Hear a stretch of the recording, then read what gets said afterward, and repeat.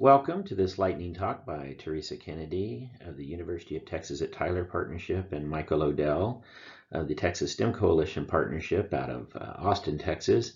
I will be doing the presenting today just because COVID, we can't be in the same room, so that works. Anyway, this particular talk is about how we use GLOBE and pre-service teacher preparation, primarily at the elementary level. One of the interesting things about Texas is we do not follow the next generation science standards, but we do have our own standards. And there are some very interesting directions in our standards. We have process standards that indicate how you should teach science. And one of the interesting things is that students in kindergarten are to spend 80% of their instructional time doing laboratory, field work, and other investigations. And in grades 1 through 3, that time does drop to 60%. Grades 4, 5, 50%. And then from grades 6 through 12, it should be 40% of instructional time. That keeps, and many teachers don't really have a way to do that. Most elementary classes don't necessarily go outside. And so we want to make sure our pre-service teachers understand this part of our science standards and also give them some tools when they go out in the field. And GLOBE is the perfect platform. So we introduced the GLOBE atmosphere because it aligns with our standards and with the elementary teachers. We also have the elementary books, so if they're K-4 teachers, that we also take advantage of those resources. In addition, we've got the cloud charts and we've got the posters, the Earth as a System posters, and we show them how they can use those to engage their students. And so when we do this, we do it as a teacher professional development workshop simulation. So we tell them we're going to train you just like we would train teachers, although it's much more abbreviated because it happens as part of their coursework. And one of the other requirements we have in Texas is they have to model a 5E lesson that meets the state standards. So the goals for our training is to model a 5E lesson, provide classroom implementation ideas, and then we want them to understand why they need to use data to do science. We want them to also be able to find good, accurate science content, and the GLOBE program has some good content, especially with NASA resources online and NOAA resources. We go over the data collection protocols, we actually practice it, we model appropriate technology, and in this case, it's not technology in the sense of PowerPoint or something like that, it's actual science technology. We look at data entry and we actually focus on the GLOBE observer, and then we collect feedback from our participants, of course. So in the first part of the 5E lesson plan, we say, let's do an engage, and we actually take them through it. And we use the engage, which is where you kind of build on what students already know and also look at if there's any misconceptions. And so we ask them to draw a cloud, and the picture at left is a typical drawing that we get from almost everybody. And then we ask the students to compare their clouds to each other, and they all pretty much say, wow, they all look the same. And then we ask them other questions just to get at some content. How much does a cloud weigh? Gets the idea. By the way, the correct answer is a lot.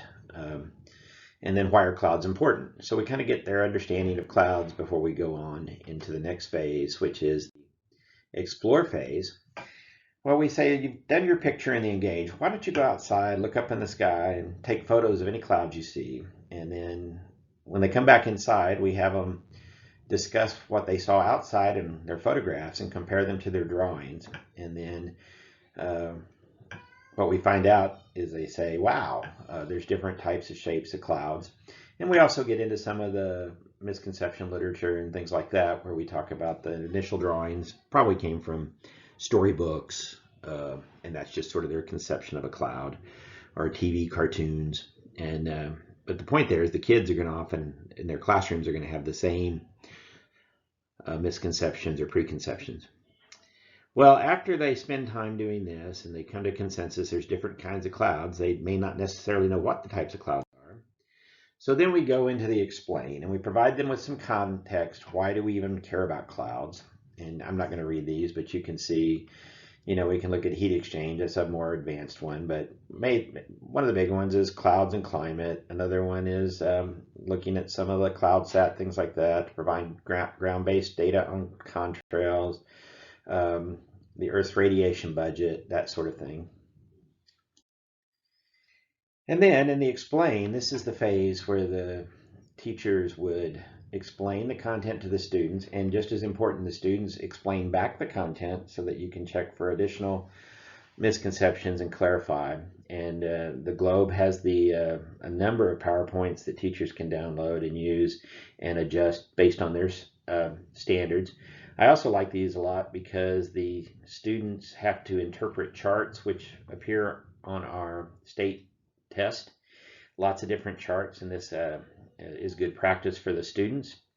Anyway, so in the explain phase, we're not going to go through all the cloud stuff because it's a lightning talk and we don't have time, but the clouds can be defined and we kind of go through the chart. Or we also do contrails if we chose.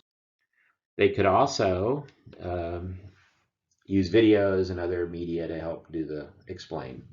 Well, after they're done with the explain, they're supposed to elaborate. And this is where we introduce Globe and the Cloud Study Project. And elaborate means they have to apply what was learned. It's not just reinforcement. A lot of times you'll see this phase confused with reinforcement. We have the students download the Globe Observer. They go out and they start collecting their own data and they do their project. They can either look at clouds, contrails, whatever it is, but they have to define a project. And one of the things we also want the students to understand is that we also say that if you do this, as your students get older, they can participate in one of the Globe Student Research Symposia. So we have that. And but anyway, the Globe Observer app is very easy to use. And then they have to actually plan out a whole project for the students as part of their lesson plan design work in the methods class. They also have to pick which types of tools they're going to use to collect their data, how they're going to record their data. And then, like I said, we enter the data into the Globe Observer. And there, if you go to the Globe website, you can find some of the student research projects, and there's good examples on there from for long-term student research. You can just search by topic, and you'll find a number of schools have done really interesting long-term projects that would be good for elaboration type events. Finally, the last E is evaluate. And in Texas, we want them to do two things. We want an authentic performance. So that would be the results of their weather project. It might be a poster, it might be a write-up, it might be a weather report, but also we want them to do some traditional assessment. So, maybe give them a set of pictures and they have to identify the clouds so that we know that they got them right. Then there's also STAR prep. And STAR is our assessment, our state assessment. And we have 5 years of released items, and we have the students go through and pull out all the items that are related to weather that their students might encounter. And you can see one to the right here, and then the students have to sort of be able to explain those. And so we want to make sure that they also are familiar with how their future students will be assessed. That brings us to the end of this lightning talk. I hope it was informative, and I'll be available for questions, and Dr. Kennedy will also be available for questions during the conference. Thank you.